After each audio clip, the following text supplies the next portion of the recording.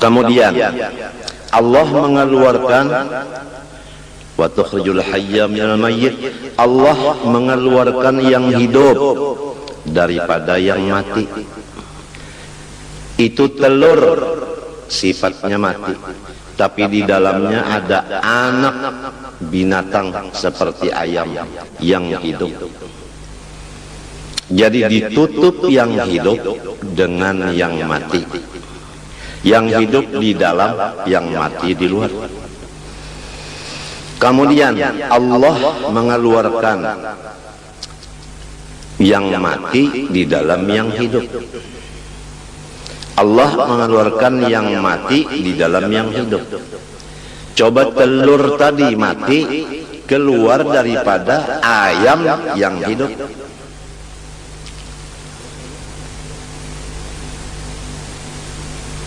Menurut tafsir ulama batin, yaitu Allah mengeluarkan akan taubat daripada segala maksiat.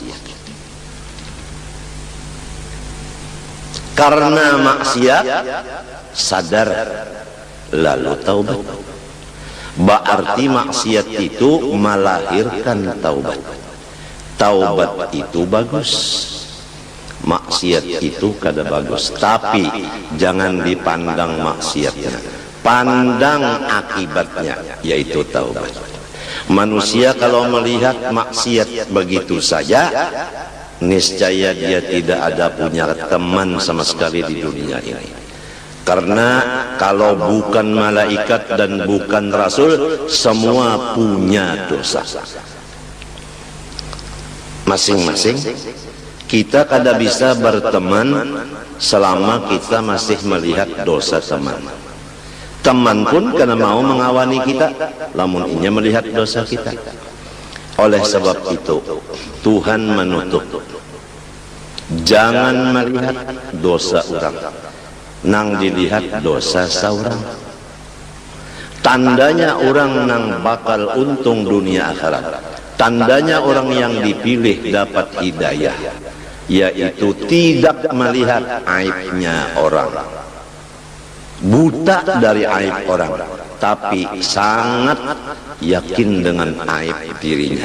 Jadi dia sibuk dengan bersifat tawadhu, merendah diri, karena dia yakin dia adalah aib, orang lain semua baik.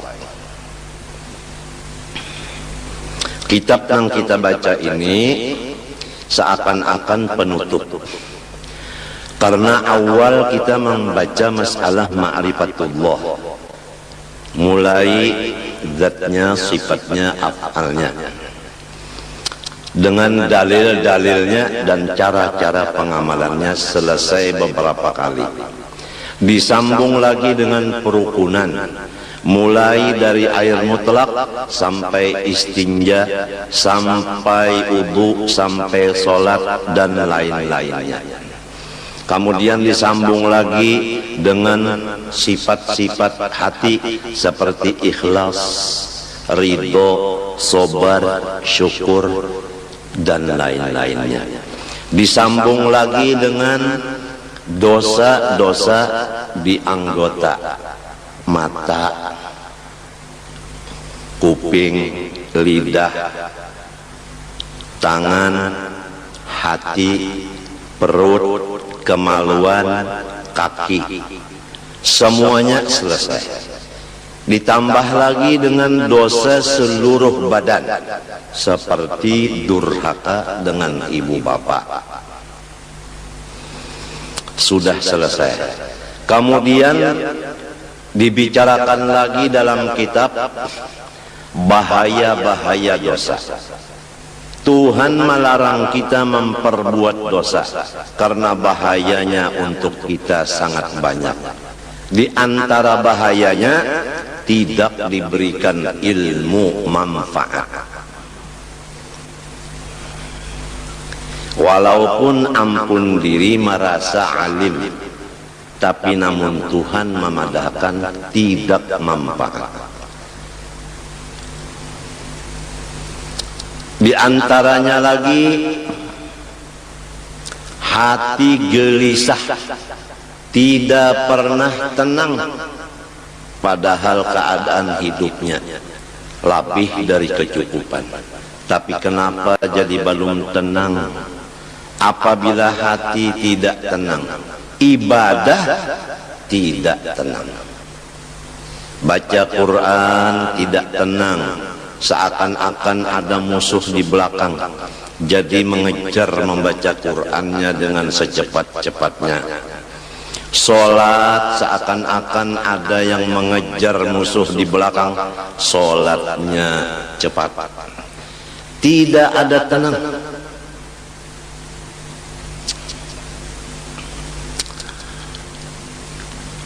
Di antaranya lagi dia gelisah, berkumpul-kumpul.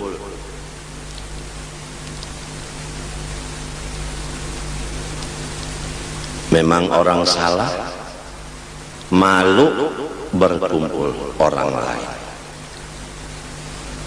Itu akibat dosa. Di antaranya lagi rizkinya ditahan. Diumpamakan dalam hadis, kalau rezeki itu pakai tali rantai dari atas langit, sudah sampai ke tangan kita, lalu kita mengerja dosa, diangkat lagi rantai tadi, tidak nyampai.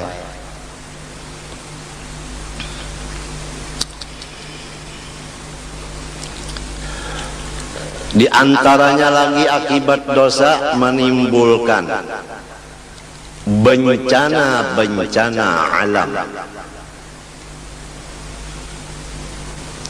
Kadang-kadang yang berbuat dosa si A, tapi si B, si C dan lain-lainnya kena bencana akibat perbuatan dosa orang lain. Oleh sebab itu Allah berpesan, wattaqu fitnatan la tusibanna alladhina zalamu minkum khassah. Jauhilah akan maksiat, yang maksiat itu hasilnya tidak tertentu kepada yang berbuat sahaja, tetapi kepada alam semesta. Kemarau itu semuanya kena melanda, padahal yang berbuat maksiat seperti judi tidak semua orang. Krisis ekonomi dilanda oleh seluruh masyarakat, padahal bukan semua orang berzina. Jadi hasil dari dosa itu membawa bahaya dan binasa ke orang banyak.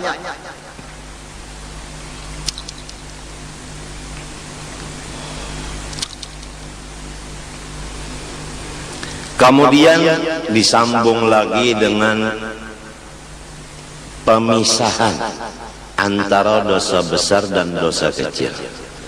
Karena apabila dosa kecil, kalau masih derajatnya kecil, dibawa wudu bersih, apalagi dibawa sholat.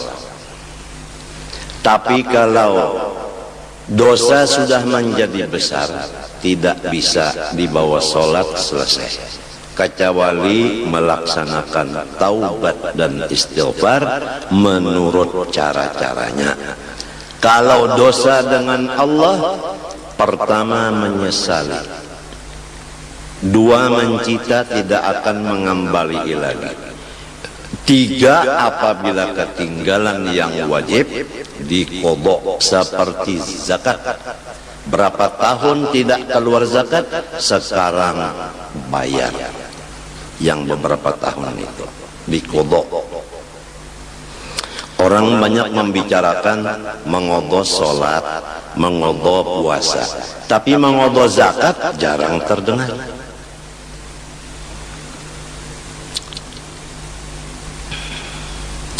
Menuntut ilmu agama yang fardu ain, berapa tahun kita meninggalkan? Dari umur 15 kita balik, sekarang umur 40. Baru umur 40 duduk di majelis ilmu, berarti 25 tahun kita mengodok semestinya. Dan semestinya dari umur 15 tahun balik berakal sudah mengaji ilmu agama. Tapi kenapa jadi umur 40 baru menuntut? Dosa kita 25 tahun.